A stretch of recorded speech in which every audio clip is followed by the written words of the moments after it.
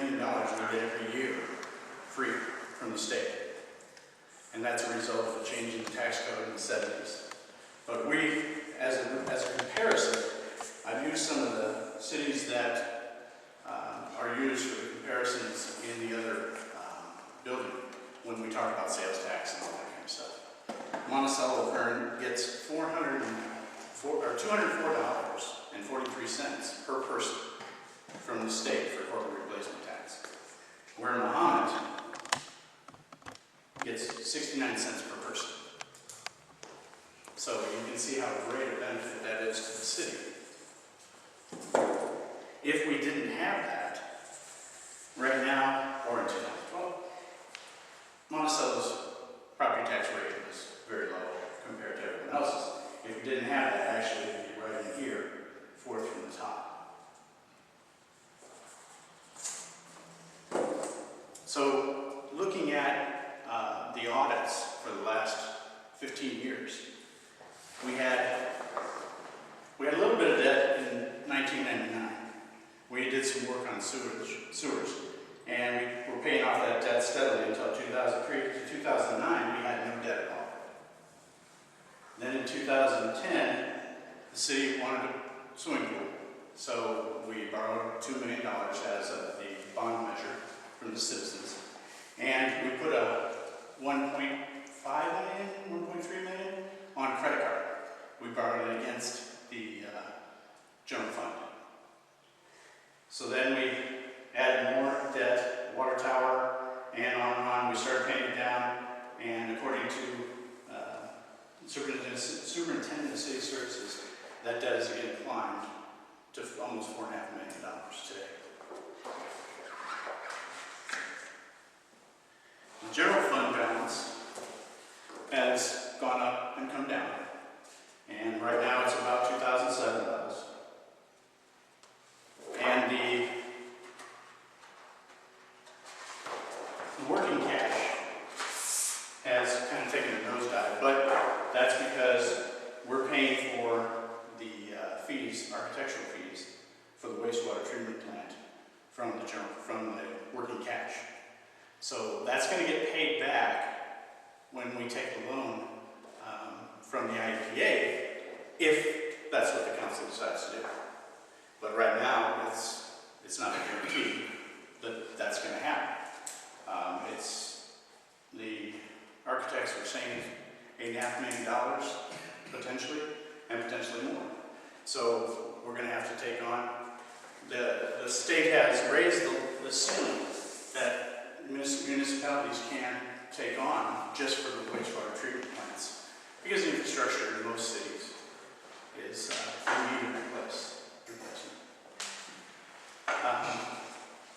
But there's also a couple other debts. The city has built up about $417,000 in debt for things that they owe employees. So the benefits that they've already attained from their sick leave and their vacation builds up over time. And so that can be paid out at any time. When Gary Stevens retired, we paid out $33,000 to him when he walked out the door. So that can be called at any time. So we have to recognize that debt as well. And the other one, the police pension fund is only 30% funded. Now, they're not going to come to the door tomorrow and ask for the money. But if there was an accident or a health problem like Officer Bowman, that can be drawn on, and it will lower. The city raised their participation level almost double, and it made a dent from 18% or 28% to 30%. But because of the death of an officer and retirement of another officer, it's staying at 30%. So we've got to make some more contributions to that fund, and that's going to be a draw on our finances. So with that in mind, I've been trying to get a handle on expenses. So I've asked to see all the lawyer's fees on all the cases that we've got outstanding, and I've been denied that access. So I don't know if I'm going to be granted that, but it's been 3 weeks and I haven't been given that information. I'd like to know going in how much these cases cost the city, so I know, you know, you can compare, okay, how's this, is this legal action helping? Is it not helping? What could happen? I've read one of the case files, and there's, everybody, you know, both sides have a claim, but how are we going to end that? So, but I'd like to see the legal fees before I say, hey, this is something we should pursue, or let's find a solution. So, other than that, I'm here for questions. Joe, let's see, you've got copies of those cards up there. Yeah. Sure, can I have a copy? Sure. This is the only one I brought one, but I can get anybody who wants a copy. I've got a mailing list, or an email list up here, so if you want to afterwards come up and sign that, I'll get you a copy. Okay. I really want a copy of the CRT right now. Okay, well, I'll try and, it's on my 2012 slides, I'll get you a copy. Hey, John, I guess I got a question on the sewage treatment plant. Mike's saying the city spent close to $500,000 in engineering fees. Right. So what's the status of the design of the plant? Don't know. That's one of the things, we're, you know, the agendas are set, and you know, I've only been here a month, but it seems kind of slow, and they said we're going to get into it, but we've not been given an update on that yet. Hopefully it will. It was mentioned earlier that lawyer fee, or the legal fees and the training was supposed to happen last week, 2 weeks ago. And then we're supposed to hear from the athletic fields this coming Monday. But that got pushed forward because the lawyers weren't able to make it. So, and then there was supposed to be something after that on the wastewater treatment plant. Okay. But I have no idea. And I asked for a study. The study, I haven't been given that either. So. Have you seen the study from the one that they did over 2 years? I think it was $70-some thousand they paid for it. No, that's the one I asked for as well. As Oh. It's a FOF did that. So I asked for that study as well as the fairground to see how they compare. Do you have any idea what the funding is in other cities for their pension? What percentage? The only one I talked to, I did a FOIA on about 12 cities, asking about different things about the city, so I could compare how ours worked versus theirs when I was running for mayor a few years ago. And Champaign is around 70%. The teachers were in trouble with 30. They had 30. Right. We didn't know that when we. Right. They didn't give that information out. No, it was. I read something. Yeah, I read something the other day that it's 49% funded or 42% funded. The police or the employee pension. So while we don't have as many employees and we're not having people retire every year, it's, you know, we're still in not great shape. Yeah, it's a good problem. Yeah. I made a phone call to the Department of Insurance a couple years ago about the police pension, and I was told, by the Department of Insurance people who handle this, if you're 30% funded, you should be working. The normal downstate average is 54%. Well, that funding's for everybody. No, Across the city, right? It's not just the police. No, this was there police. are 3 funds. No, in fairness, a reassessment has been done that says that where we're at is adequate. Every auditor. Not great.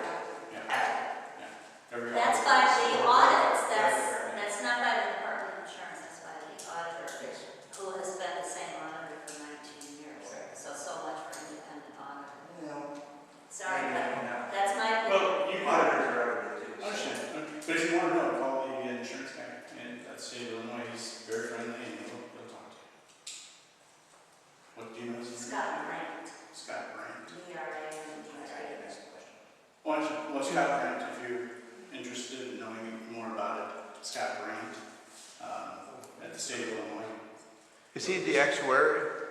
Hmm? Is he the actuary on that? Okay. Yeah, So but that's- just used in financial sense, if you ran your family budget this way, you know, you're gonna try to give your kids Right. some kind of funding in the future, it wouldn't make sense to use the rule. Right. And he I mean, said, if these people die, it would be even worse, Yeah. quicker. and he said, you know, there are people that are at that level. We broke away from the IMRF, the police pension funds, I think it was about 12 years ago. And so everybody's kind of doing that portion. So we're not at the danger zone at all, but we have to pay attention to that. We just have to start funding that money. So, like they said, the group is fairly young. They're not going to be pulling on it tomorrow unless there's an accident or, you know, two of them are out and something happens. And then we'd be in big trouble. So, but it needs some attention. Athletics, how much has been spent on this so far? Don't know that either. I asked for a breakdown of what's been spent, how much is there left to do, and the costs associated with that, and the time frame. And so apparently we're going to go over that, not this Monday, but the next.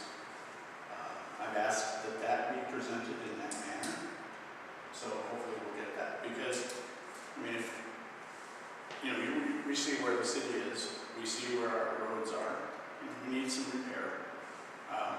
If you look up here on this next street and the 2 streets down, you see a lot of honeycombing right here in the 2-block area on these 3 streets up, and they're going to do some repairs on those this year.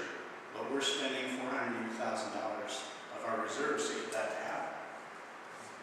When we finished the budget this year, there was only $34,000 left from what our operating expenses and our revenue. So we had to borrow $480,000 of our reserve. How much money has the Monticello, what is it, Athletic Foundation or Monticello Recreation Foundation raised towards the project? I don't know that either. I've asked. Because the night that was purchased, that's all the funding was supposed to be non-tax dollars. Well, the TIF dollars were supposed to, were the first dollars that were supposed to be spent, or the only dollars. That was supposed to be the support, and then when Carl pulled out, then that wasn't going to happen, so they developed 5 years ago. But over a 5-year period, So it's surely not- they've got sizable donations towards the project, don't they?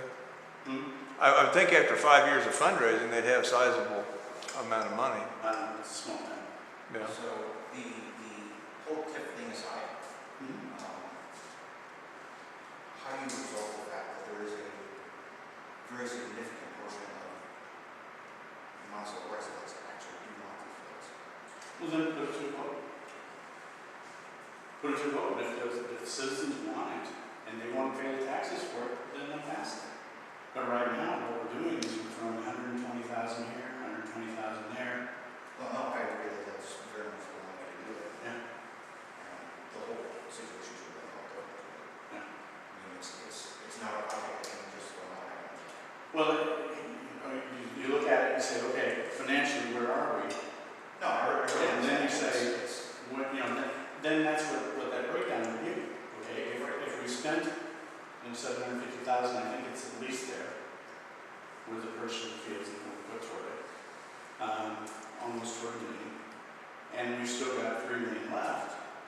Where would you get that? When we've got other pressing needs. No, I agree. Yeah. But what are pressing needs? I mean, aren't the pressing needs the needs that the citizens need? Well, if we have roads that are crumbling, and we have sewer lines that need fixed. Right, and there's a reasonable number of people that are complaining about that too, but to be honest with you, it's far less than the number of people that want the fields. Well, and like I said, put it to a vote. I see this put the vote, I don't think that's. But there's a lot of, like you said, there's a lot of people with it, so. We Yeah, were we did allowed that to before. vote about the swimming pool. And it's approximately the same amount of money, so why can't we vote about the athletic fields?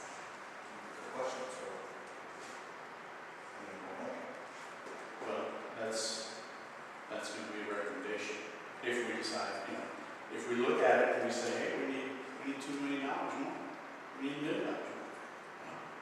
Where we get that is anything else going to suffer.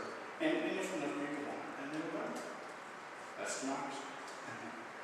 I'd recommend though, if you do that, that you set a dollar figure and stick with it, because you're standing in a building right now that started out, so it was supposed to cost a little bit of money. And then it got to the point where they were already over budget and less than halfway complete with this building. And then some aldermen developed that and said, well, we got so much money in it now, we can't turn back now. I said, yeah, you can. Bring the excavator in, knock it down and forget it. You made a mistake. Don't throw good money after bad. And you know, your estimates are a lot lower than what Floyd's were regarding the completion cost of the outdoor rec project. So, well, that's why I like to see a plan, because we have a plan, a recreation plan for that, for those fields. But we don't have a breakdown of costs for everything and a timeline around that. So again, it's been, let's throw 100,000 out, let's throw another 80, let's throw money in. And a $60,000 over expenditure On 120. 2 years ago. Right. So that's why, like I said, you get a breakdown of it, you can get an understanding of the plan, and then you can approach it from a logical standpoint. Do we just put this out there? Say, hey, it's going to cost you, like they do with the pool, it's going to cost you $50 per thousand or whatever.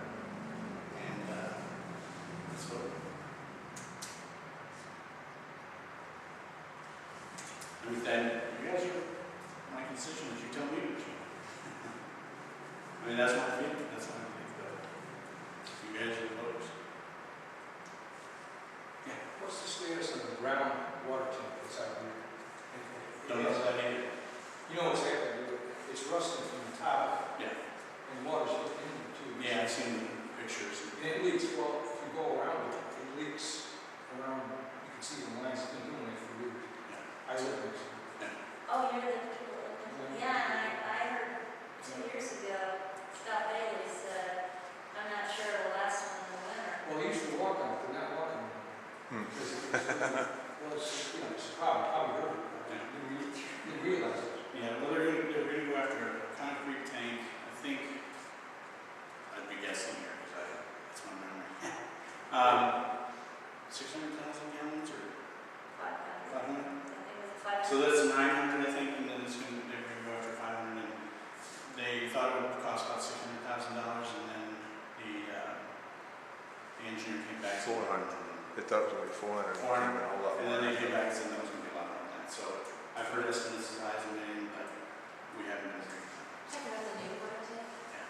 The water No, storage tank. The storage tank here, it says Monticello, and it's Oh, got okay. the So picture. all the rust. It's a ground tank. It's not a tank. Yeah, supposedly they're looking at a new steel one or something. It was concrete, I think. Well, originally it was going to be concrete, now they realize that would be too costly. So they're looking at different options, but it hasn't been brought up since. So these are the kinds of things, like you said, I kind of feel that you need to get going a little faster. But we'll see. Now, are they talking to more than one engineer on these jobs, or are we just taking the information from one guy? I don't know that. Seems like we've had some big projects that have failed miserably, and we never had second opinions on. I was wondering what you think the city should do with the Nelson property. I'm kind of a hands-off kind of guy when it comes to business and city. You know, it's like, that's available. You know, it's commercial land and Well, why isn't there for sales? That's, if it's available, it should have for sales. Don't you think? I can answer. Because I don't know, I'd be guessing. I did ask that question of Callie McFarland, and she shrugged her shoulders. She didn't know for sure whether it was for sale or not. And I said, well, who would an interested party ask? And she said the city council. And I'm just trying to think, I don't think you can like look in the phone book and find the number and call the city council and ask them whether it's for sale or not. I don't know what you do if you're I think I've outside. seen on the website where the property is listed. I don't know if any cost. I don't think there's a cost on it. It's just basically available properties in Monticello. And then show that and a bunch of others.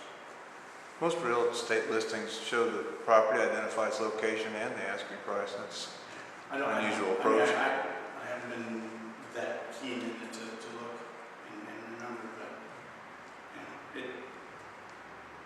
when I was on first county council in 2004, that's when the demolition started. And it's been free and clear, I think, from the EPA for at least since 2009. So, it's very available. I mean, I would think if we got the right buyer, buyer came in and wanted it, you get it. I'll check.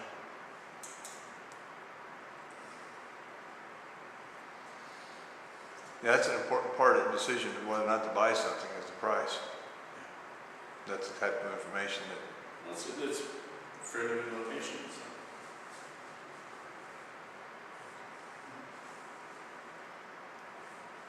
One thing that concerned me at the last council meeting was when HO was the building inspector was talking about inspections of the downtown buildings. And the first conversation started out pretty benign, didn't sound like he was going to be very heavy-handed. But then towards the end, when the discussion turned to whether the property owner would cooperate or not cooperate, then the tone kind of changed, and he said that, if necessary, then you're going to court, get a court order, you go in, and then they have no choice to be compliant or without it. And is the city really planning on doing that to downtown businesses? Going in strong? Well, I can go by what you said. I would think that would be kind of depend on the council and how much they were involved and the tone they want to set. So, just like the lawsuits, if there's been lawsuits out there since 2011 at least,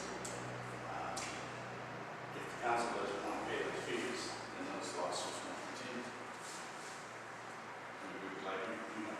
We've gone from 13,000 a year to 80,000 a year in legal fees.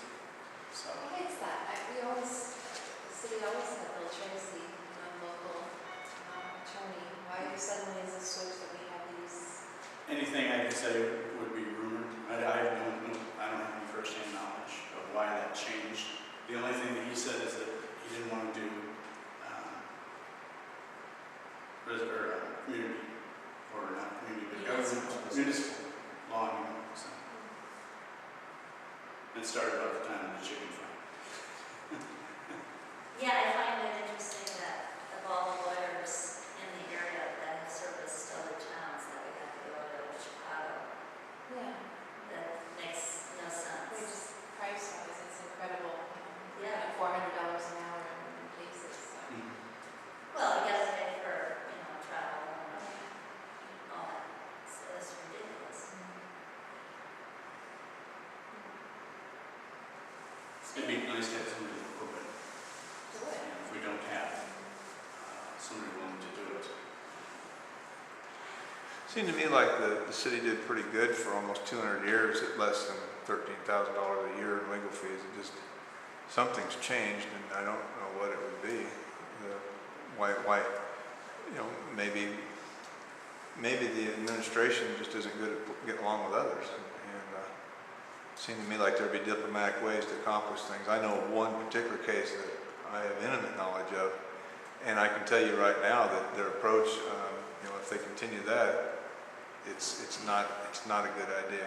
If they're expecting us to pay $30,000 for a search warrant to go onto a private property, okay, if they've got a meth lab in there or something, maybe I could understand it. But if it's just a private individual and it's an adult, no children in the house, and you want to stop somebody from running around their house with scissors, that's going to get very expensive if you try to be, a nanny government to the entire city. Well, like I said, I've asked for all the cases that's still open and that we've been involved with, and I haven't seen it, so I can't comment. I can't imagine the Landis case being so complicated that it would take all these years. It would seem like that it would be less expensive to settle the thing out and get it resolved. Yeah, I don't even know if it's still. I think it is, last I knew. Interrogatories, this and that, whatever, all kinds of legal posture. And the attorneys are making out well on the deal. I have a question. My name's Christine Antonio, and I am founder of the Baby Pantry here in town. And I do a lot of social service programs in the county. And one of the things we've been looking at are the water costs. And we have a lot of elderly people, a lot of people in financial difficulties as it at times continue to be difficult. And one of the problems that we face is with that reconnect fee. When we have an infant in the house and their water is turned off, the baby pantry will help those folks. But it would be really nice if the city would work with us a little bit too. Maybe, not charging that kind of exorbitant fee for 10 seconds of turning something on. Yeah. Other towns, for example, understand the financial difficulties that people are in, and they're working with their citizens to let them make payments on their bills and that kind of thing. These times are really unprecedented since the Great Depression, so I think that the council needs to think about some of those things. Right. Do you know what their policy is? The city? The event? I know that they have a very kind of liberal policy where they will talk with you and work out a plan to help pay that, and they will eliminate that reconnect fee. It's not often that they turn people off. Right.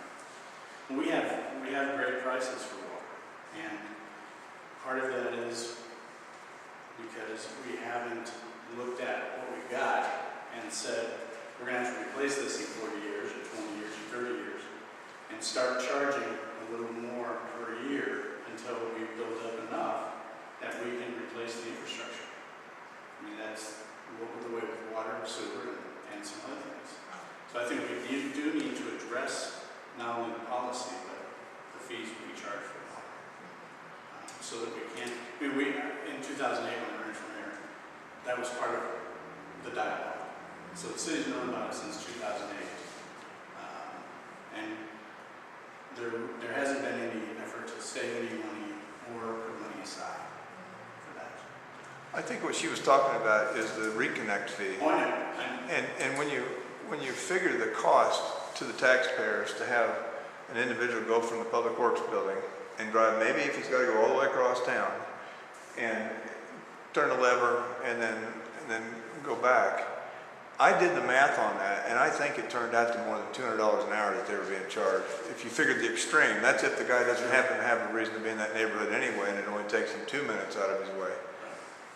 Well, that's what I'd like to see what Big Mac has, maybe explore a couple other Or even helping the agencies that are trying to help those in need, cutting us a little bit of a break, working with us to figure something out. If we know that we're going to be able to pay them on a Friday, they could wait to not turn them off. Or, I've called multiple times that I've employed that are willing to speak with them about it. I'll bring it up.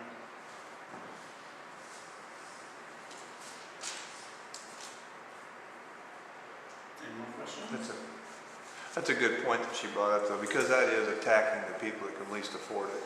It's wealthy people don't have a problem getting their bills paid. Most of them have them on auto pay, but it would be the people that are struggling to begin with. And there's so many other things that if we're going to do something, I would say go after, do away with free lawn and brush removal. Let the people that have the lawn and refuse and brush pay for it themselves. It's not fair. Some of these people out in these new subdivisions, their taxes are going to pay these guys to pick up lawn debris from neighborhoods like mine. If I got a bunch of trees, then I should have to pay to haul it off myself. Do you know any kind of percentage as far as poverty? 5% here that might fall into that need assistance, or?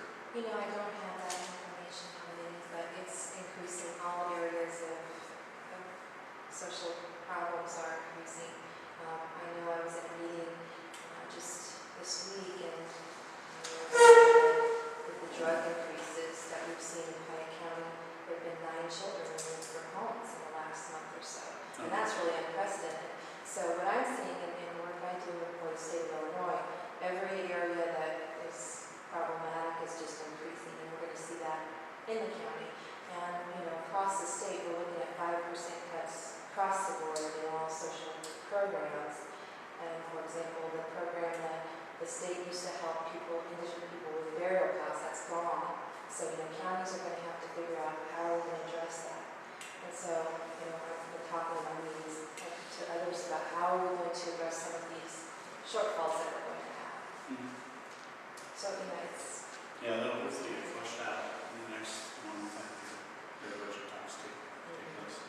Because they've taken off the table, they're going to take half of the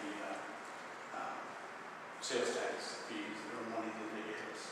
So we get 1% of the sales tax, they're going to cut that in half.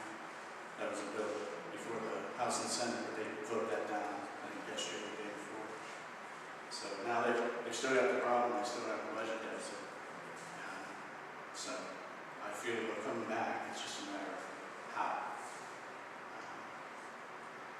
Now, there's one thing I want to bring up, and you guys tell me what you think. I was thinking about maybe having a community project in Monticello and see if we can kind of like improve the ball field at Lincoln School or something like that. Or we might have a work day or something. Can any of you think of another place that might need some work in Ward 1? You don't have to come up with it now, but if you want to send it to me. There's been a fair number of complaints about the shape of the thing around the next park. Yeah. Is that actually World War? I think so. Yeah. Well, it's kind of, yes, no, it's right there. There was money budgeted for next park. I don't know the time frame on that. I mean, my kids are small, we haven't done next park yet. I haven't done next park yet.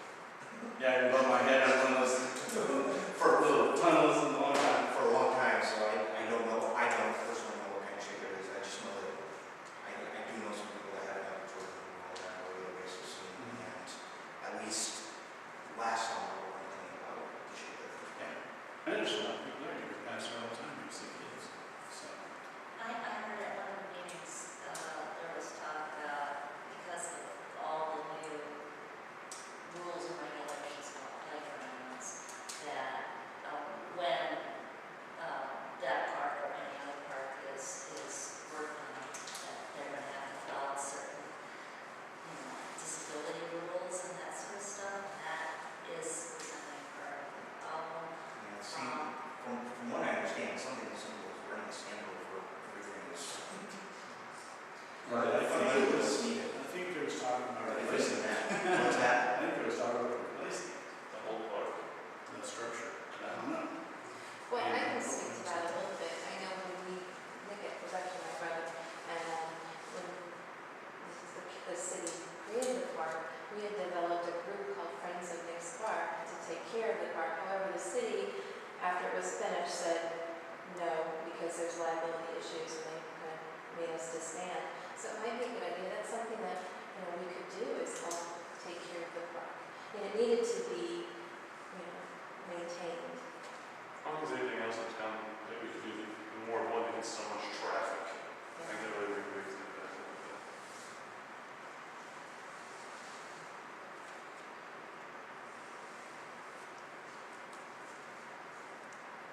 Of course, if there truly are those liability issues, they'll just, might say that again, but it's worth looking into. Sure.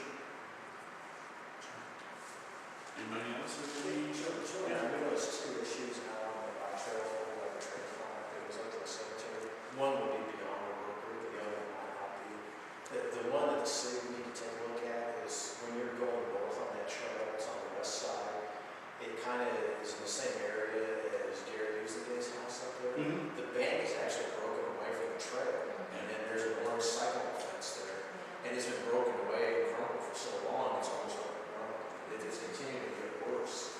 And it's been that way for years now. And that would have to be a public works project. And then the minor one, there's further out, all the way down that Cemetery Road, there's that Dyke crossing. I think a couple of years ago, a kid restored that for his Eagle Scout project, but no one's maintained it since then. And it's starting to get overgrown in the rest of the community. Which one? It's right where the bike trail intersects Cemetery Road, Right. on the southeast quadrant there. It's the old Dyke. Oh, yeah. Yeah, there's a sign out that's partially restored and starting to get overgrown.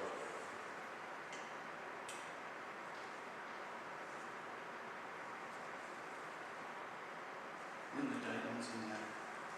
Alderman. I believe so.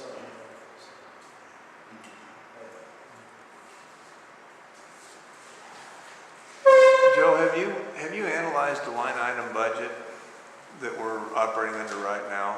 I mean, No, I was told that's been deleted. It'd been deleted? Well, that's not possible because it's used every year for the next budget, next year's budget. That's what I've been told. The public document, I think somebody did a FOIA request for it. Once it was identified and addressed during a public meeting, that makes any document, even a draft document, it makes it a public document. That's how we got a copy of it last year. So if I asked for a copy and I was told. if something comes through on the claims, which is, for anybody that doesn't know what the claims are, it means the bills that are presented to the city of Monticello for payment. Contractor says you owe me $100 for doing work for you, whatever, it's on the claims.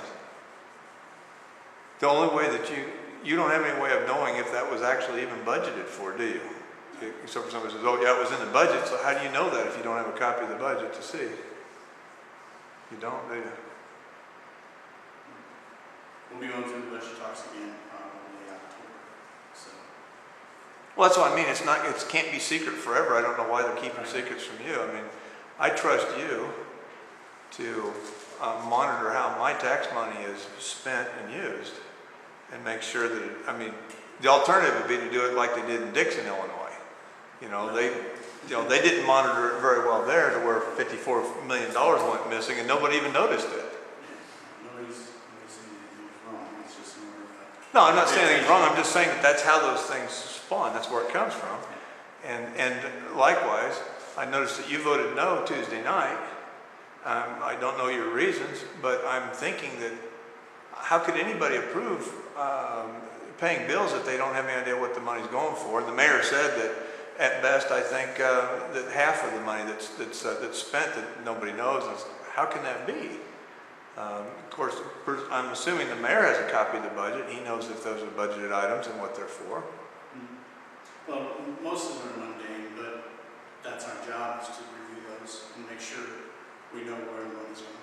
Well, what was it, like $45,000 that was approved Tuesday night, and if you don't know what half of it is, that means that the city council approved to pay out $20,000 and they don't know what for.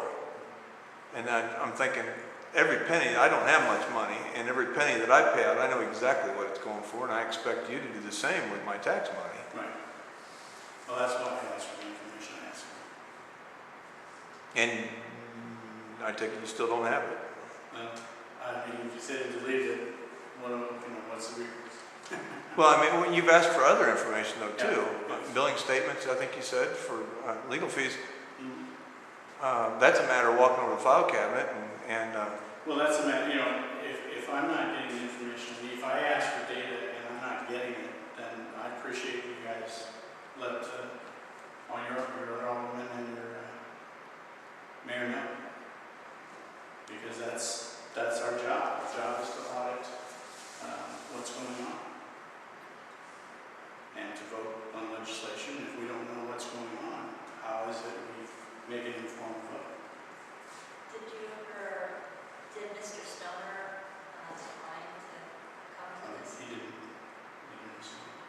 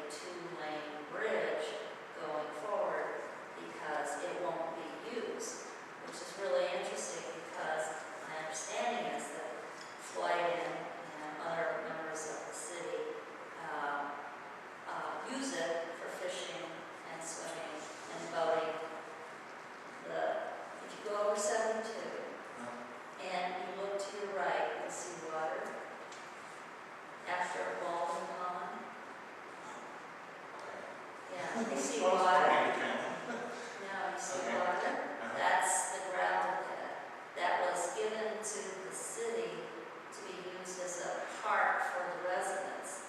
It's since been locked off, so only people who can get to it are people with a key, and the people with the key work in the city, or they loan it to their friends. So when Floyd said that there won't be any need for another two-lane bridge, it made it very apparent that he has no intention on opening it up to the public, because he said there will still be a gate up there. So given that it was given to the city as a park for the residents, it'd be nice if the residents got to swim in it, or boat in it, or fish in it. So I'm just registering a complaint that why is it that that's a nice little preserve for just members of the city and their friends? Well, first of all, it's the first time I heard about that bridge and the offer for the money, so I don't even know if that was a sanctioned deal. So I want to check back to see if the council did vote on that. And if it was, then it's a matter of making sure there's a plan in place to fix the bridge and then maintain it, rather than just take the money and spread it out elsewhere. And then come time, the bridge needs to be maintained, we have to go to the taxpayers. Well, the way he explained it was that the money has to be used to fix the bridge, and that the state thought about $6 million would do it, but that he figures they could do it for $3 million, and then the rest of the money has to be used on road and other things. And we certainly need that work done on things here in the city, putting in school and all, and I would think that'd be the things that would be used. But my problem is when he said it wouldn't be used and it'd still be gated off, which means that he would still take his boat there and play, and other people would fish and swim and use it, and we'd be locked out. Well, I think that'd be left up to the Alderman to say, Well, how do we want to use that park? that's right. And if it's going to be open as a park, then the requirements for that bridge would probably go up, because then you need 2 lanes. Yeah, exactly. Well, funny you should mention that, because first of all, I want to correct something. The city did pay a small amount of money for the land, but it was largely a donation, Okay. because the asking price was a lot higher than that, and they gave it to the city. They gave it to basically to Ron Ivel. I have a pretty good long-term memory. I don't remember what I had for breakfast, and my short-term memory is poor, but I'll say this, that in 26 years, I don't recall ever a time when the city council agreed to enter a contract or signed a contract with the state. It's been talked about. It was represented Tuesday night that the city council had already entered a contract with the Illinois Department of Transportation on that bridge project. But that's something that's been brought up several times, but never met any approval, unless it was done in a closed session, which have you reviewed all the closed session minutes to determine what has and hasn't been done in closed session? And I think you know that I haven't seen those. Well, see, that's an important part of your education. I mean, I expect you to know what's going on with the city of Monticello and the business of the city of Monticello. The second thing that I never saw happen during a city council meeting is I never saw the city council pass approval to put a barricade and no trespassing on a state highway. That's still a state highway. Route 47 still belongs to the state of Illinois. That's not our road yet, to my understanding. And even if it was, stop signs require city council to pass an ordinance that gives the legal authority. In other words, if somebody were to trespass into that property, I don't know that they could prosecute them, because I don't believe the city council ever passed a law saying that there's no trespassing in that public park. And I kind of think it's real similar to if the city of Monticello administration sent the public works guys out to put a barricade across Interstate 72 that passes through city limits. I don't think that they have IDOT's approval to do that. And even if they do, even if it is somehow under Monticello's jurisdiction, which I understand the jurisdiction hasn't been passed yet to Monticello, I still believe it would be the same thing would happen if somebody in the city administration wanted to put a barricade across Pyatt Street and say, do not enter. I don't think that can happen without the city council passing the approval. The only exception to that would be if they're digging up a water main and they need to block the street off temporarily. I know the street department has the authority to do that, but to permanently block off access to a part of the property like that doesn't seem right. The other part is, you know, do we pass an ordinance on who has access to the area? That's supposed to be a recreation area. Doesn't sound right to have. What was the intent of the original gift? Secondhand, it's supposed to be a recreation area, so I'll check into that as well to get it first. That was a project that Ron Ivel worked on many years and finally got it accomplished. It'd be nice and efficient. Well, taxpayers are paying to support and maintain that property, just like they are all the rest of the city parks. It's only fair that they have access to them.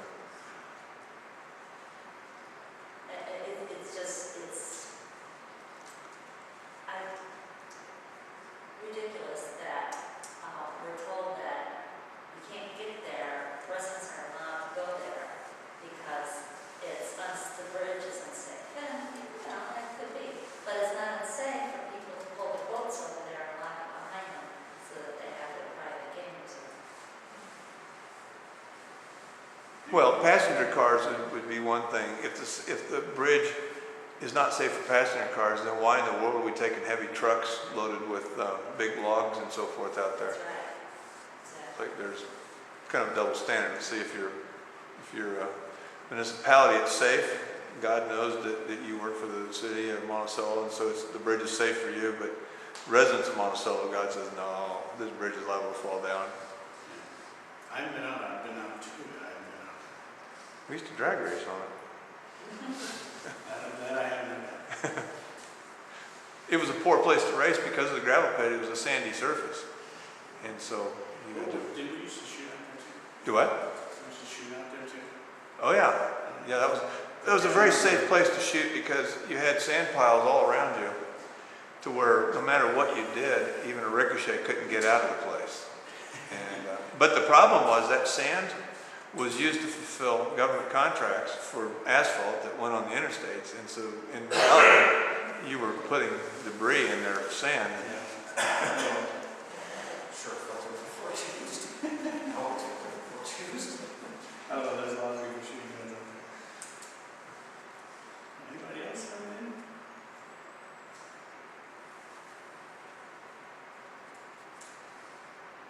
Okay, well, we got 10 minutes if you want to talk much or something. But if you want to sign the email list, I can keep you apprised of things. You know, something I saw in the newspaper article regarding last Monday night's meeting. The Pike County Journal-Republican indicated that the FOIA officer was on vacation. That's why they hadn't supplied you with the information you'd requested. However, as far as I understand it, the city of Monticello has one FOIA officer, and that's Superintendent of City Services. The Monticello Police Department has two. One of them is the chief of police, and then the other one is one of his employees. Floyd Ossoff was at the meeting, so he obviously wasn't on vacation. So I'm not sure I quite understand that. Did the paper get it wrong? I don't know, I'll call Steve, shoot an email.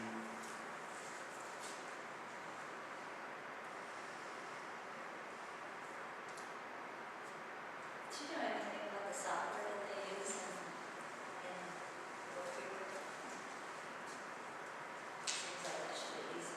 No, I thought it was like a email search. Yeah, but I mean, those claims reports, it shows lawsuit, Valentine, lawsuit, Bates. Yeah, if it's just on email, if it's email based, it's only from emails. Right. Things like that. But yeah, if it's just a document search, no CR or character recognition. Yeah, but my point is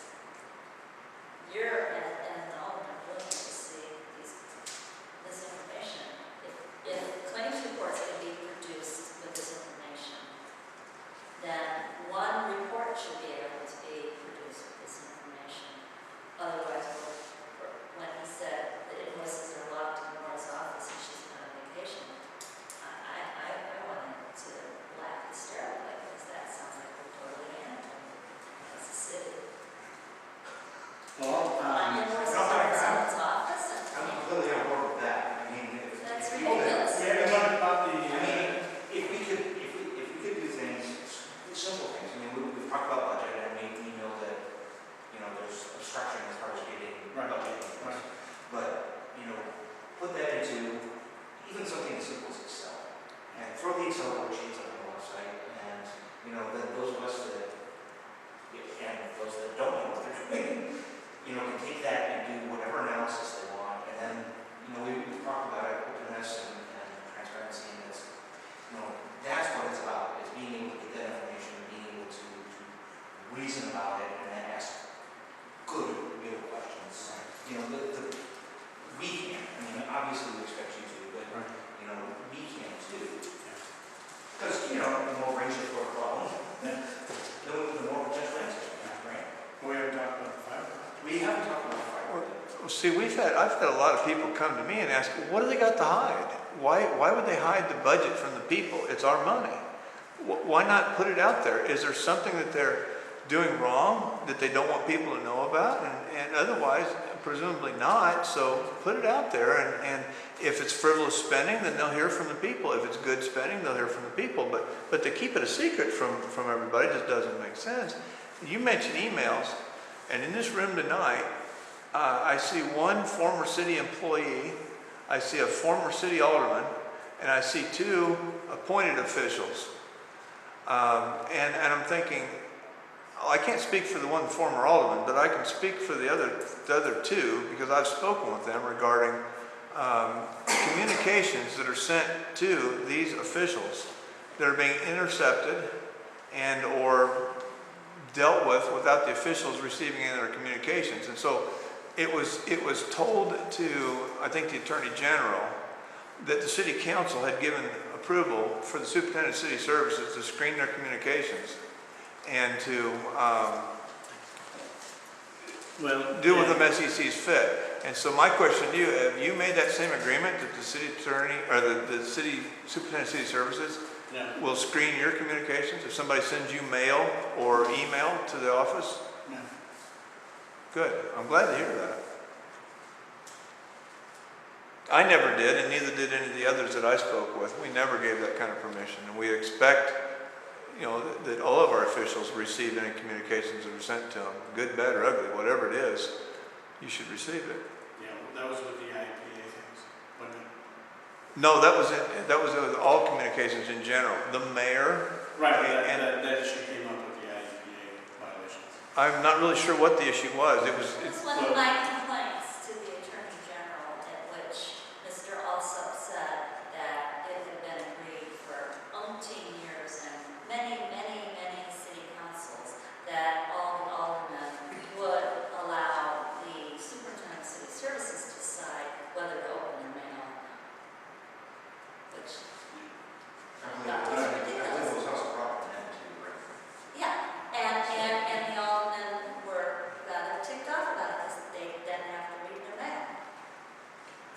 So what, I want to get to the, So my first question is, if we've got this nice fiber optic cable, why are we still paying media company those months? Yeah. Well, yeah, I mean, that's, whatever it is. 165. 165? Not 165. 60. Oh, 65. And they were bragging, the library, I think it was bragging about that they were getting 50 meg speed now. And I'm thinking, we spent how many hundreds of thousands of dollars and you got 50 meg? And say, hey, MediaCom gives you 50 meg if you pay for it. I mean, it's $60 a month, isn't, I mean, it's not much, but the point is we do have this fiber, and at some point, presumably, we're going to get somebody in to expand this out to residents. Isn't a good first step? I mean, schools are using it. I assume the libraries are using it. Right. Why isn't the city? Right. Well, I think it was Brian, Fulton, who would go on and talk to the startup at the hospital last year. Yes. Yeah. And they said if they had fiber, they would bring on 15 more people or something like that, because they need the data speed there, like a call center. But, we talked about the vacancy downtown. Well, if we had fiber optics going through those buildings. No, just use an example. I mean, that's what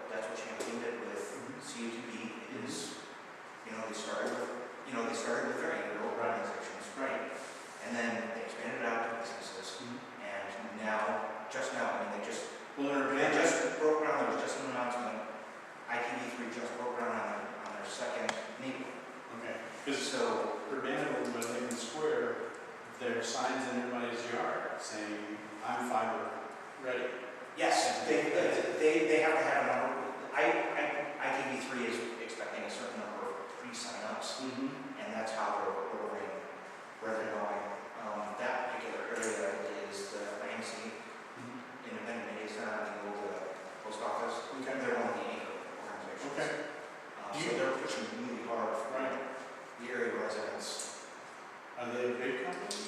The IMC, they're a nonprofit. And as far as independent media centers go, yes. Okay, just, you know, what I've heard, the only thing I've heard is that they can't find them. In Monticello. Yeah. Well, I mean, part of it, this was discussed on Facebook, part of it is our media contract. You know, That's true. As long They as, can't find a what? as I mean, as long you as, can't find a vendor, and then as long as we're in media contract. Champaign ran into the same problem because of their Comcast contract. Almost all cable contracts have an exclusivity clause. Nobody else can come in and provide video. And this was such a big issue that even satellite providers had a hard time getting up and running 30 years ago because the cable company said, no, our franchise agreement says no video providers can provide video service for that. Ours doesn't have that. Our 15-year contract doesn't have that. We're still Our halfway through it. contract does have that because it was part of the agreement to bring down the cost of providing community access.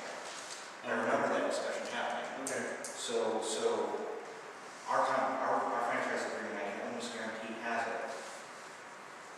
But again, as sort of background, this was one of the big problems that Champaign ran into, or UCTV ran into, trying to find a third-party vendor to build up their infrastructure, and nobody wanted to do it unless they could also go for video.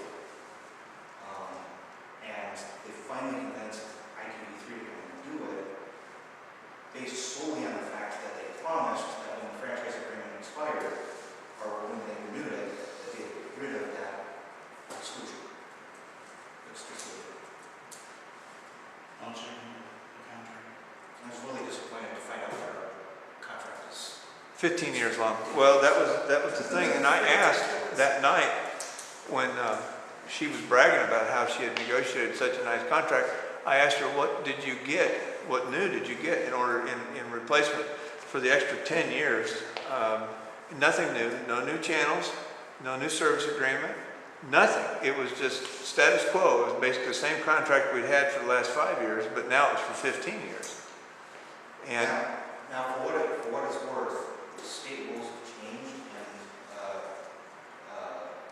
franchise agreement is not actually necessary anymore. I don't know a whole lot of the details, but I know that IMCO just switched over to the new. Yeah, they did. There was a big write-up about setting ISO. up agreements with cable companies. I don't know a whole lot about it. It's different, but it like does away with the franchise agreement entirely. I posted that on the Monticello forum when it happened, and I promptly forgot what the details were about it, but it seemed like a good thing. And in this day and age, with technology evolving the way it is, even a 5-year franchise agreement is a risky thing to do. But, you know, and we've had various wagon peddlers come to town, and the city administration has been angry at me at a simple question. They say, oh, this high-speed internet, we're going to put it on your water tower, and we're going to do this, we're going to do a grid system. And I say, how fast is it? That's a question they don't ever want to ask or answer because of the fact that it turned out a lot of times their high-speed internet was half the speed that we were already getting for $30 a month from Mediacom. I'd love to see community wireless too, but that's an expensive. Maybe later. Not too long ago, there was a plan to put a city wireless on the square. It is a pretty modest cost. What happened? I got canceled for that. Yeah, because Pack Interactive was going to sponsor the backbone feed into it, and it was going to be a Meraki company. They had some kind of innovative wireless nodes that were going to work real well. The university uses their cost. Well, sometimes it's hard to get these guys to come to a small city, and if there's legal challenges, they can't pay for that. So. Brett, I think what happened on that, if I remember right, was that it was exposed that their high speed was going to be very slow. It was only like 1.5 meg or something. Well, I think that was the city wide that was going to go on. There were two of them. They actually even installed the antenna on the water tower and then never finished it. This one over on the square was simply something the city was going to do. Well, I hope Alderman Brown pays a little bit of attention when these wagon peddlers come to town, because that particular one came to town and they said that they already had a system up and running in Pasota. And then it was funny, when you read the story about Pasota were pitched the same sales pitch, except for they already had the system up and running in Monticello. So I suspect the same wagon peddler was going around and telling everybody he's got one in this other town, and then telling them the same thing, the opposite. But the main thing that happened on that night, came crashing down that night when I asked, I said, well, at high speed, how fast is it? It's like saying you've got a race car. Well, how fast will it go? I don't really think. Do you know what the name of the company was? It's Monticello, was the one that's going to be city water. Yeah, I think we're really missing the boat if we want to develop that. Yeah, I mean, like I said, I'd love to see community wireless of some sort. Yeah, that's Even good. even the single Meraki these days runs, I think, because they installed in our new space, they installed 8 of them at about $700 a piece. Yeah, and I think it's only going to take 5 minutes. Well, those are all interior stuff. You know, when you start putting them in weatherproofing and whatnot, you can go out. So it'll probably boost the residency downtown. Okay. From the tops of the buildings. Yeah. Okay, well, it's 8:02. Thank you all for coming. Hope you come back next time. I'll have these about once a quarter. A little more notice would be nice. I understand, but I just got it off. I know. I wanted to get it going. So, thank you all for coming.